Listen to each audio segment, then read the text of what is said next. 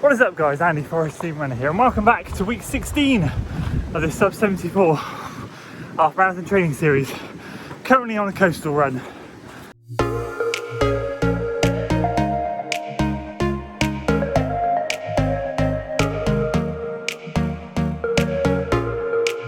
And it's now Saturday, so obviously it didn't get any footage really of the coastal run, but I thought I would touch base with you. It's been a very low-key week and this will be the quickest and shortest sub 74 minute half marathon training series episode so far, but we had an awesome holiday last week and that's what matters. So what I want to do is just quickly talk about my thoughts going into Cheltenham Half Marathon tomorrow.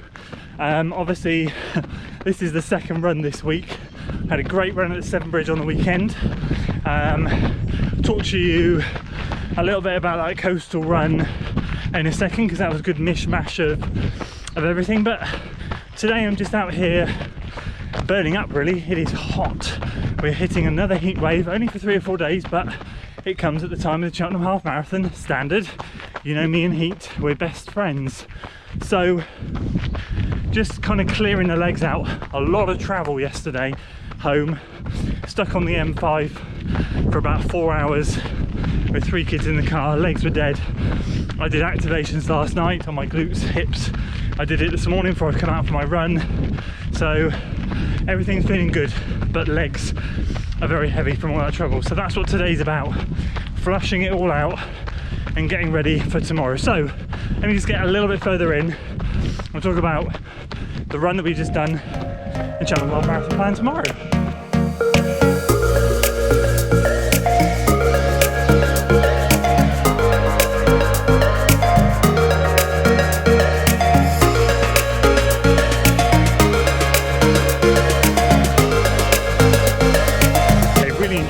Here today, but we'll come to that shortly. So the coastal run was epic. I love a good coastal run. I ended up doing about 4 miles on the coast, about 2 miles out and back because I met some cows and I don't like cows. They're bigger than me and anything bigger than me scares me. So I saw some cows in the field. They were blocking the gate for me to go through. I got right up close to them, but they weren't going to move and I wasn't going to try and step over them or spook them, so I turned around and went back the other way. So got back down to the seafront. Hats off to all of you who run along the seafront. My word. I then did 10 by 1 minute on, 30 seconds recovery, just for a bit of fun, really mixing it up. And the wind on seafront running is mad. It's just crazy. So they were averaging, I don't know, in and around 520s per mile-ish for those 1 minute surges. So that was cool. And then I had 10 minutes to get back to the caravan. Or I should say I was 10 minutes away from the caravan. I wasn't in a rush. So I just put the hammer down and ran a 5:50 uphill mile, kept that pace going for the next 3 minutes, 5:46 for the last bit. And just, it was like relaxed coastal running, intervals, tempo. It was a good run, really good. And that leads me then on to Cheltenham tomorrow and what I learned from the Severn Bridge last week. So I've come out today. Now I'm using my heart rate monitor. I use the Polar OH1. And since I've sort of stopped working with Chris, I've not used it really that much to do anything because I'm trying to get back to field, but I appreciate having the data there is good to look at because I can, I guess, mark progress, seeing my heart rate become lower on certain runs. So with the Severn Bridge, my average heart rate, and I didn't look at my heart rate once, my average heart rate was 171, and that's really good because my threshold is around 171, 172, 173. That area is where I tip the threshold. So I peaked at 175.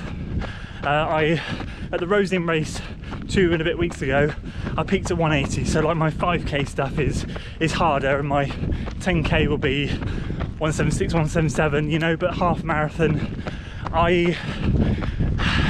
because I'm trying to go by feel again, I'm learning to go out a bit calmer, stay under threshold, keep a little bit of energy reserve there in the tank, so that when I do hit threshold, I've not got as long to go. So whereas if I go all out from the gun, I know I've got an hour and change to hold threshold pace, and mentally or physically, unless you're an elite athlete, especially me, mentally or physically, I'm going to break down somewhere along the line. Done it many times before. So it was nice to look at the heart rate afterwards and study the data and see for the first few miles I was just cruising in the late 160s, which is great. That's where I wanted to be, and that then allowed me to have that strength to, I didn't kick on at the end, but hold pace, hold strong, finish strong, pass people and all of that stuff. So that's really is the goal for Cheltenham. But the one thing I have to watch with Cheltenham, as I've already mentioned, is the heat. So with the heat, I've just got to do exactly the same as what I did at Sembridge.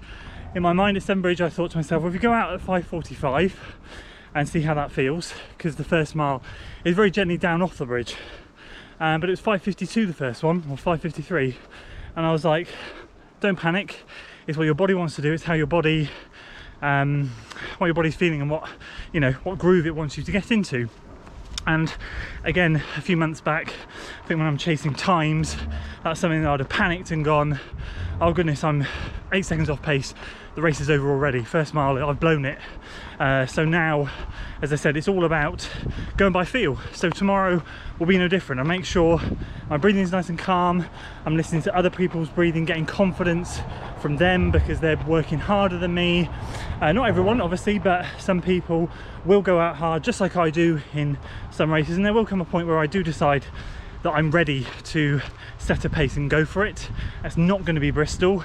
I have come to the conclusion now that a sub 74 is definitely not going to happen. I still don't think it would have happened even if I would have not got the quad injury, but I think having, oh, let's quickly cross the road. I think having did those 3 70-mile weeks, and then if I was able to get a 4th 70-mile week in, I would have felt a lot more confident having all that banked. But the quad injury came, we had a lower week, we then built back up to a 60 with Severnbridge, then this week lower again. So it's just a case of, I've got plenty more races booked for the rest of the year, which I'll announce soon. I've got another 2 or 3 half marathons booked already, which I'll talk about after Bristol. But Bristol is going to be, I'm probably going to go for a 75 at Bristol. I think that'd be sensible, because I think it will be realistic for me to say a 76, 77, 78 will be a good result at Cheltenham tomorrow. Yes, it's flatter than Severnbridge, but I'm not that good in the heat, and I think if I play my cards right, I'll have a strong race holding pace. I don't think that pace is going to be anywhere near what I need it to be. So there's no pressure. I've been on holiday this week. I've eaten way too many chips, drunk a bit too much cider, waffles, you name it, I've consumed it. But today was a good plus. 6 miles, 47 minutes. Heart rate was nice and low, which is good. Did some strides in that last mile, which took the average pace down, but before the strides I was running around just 8 minutes per miling.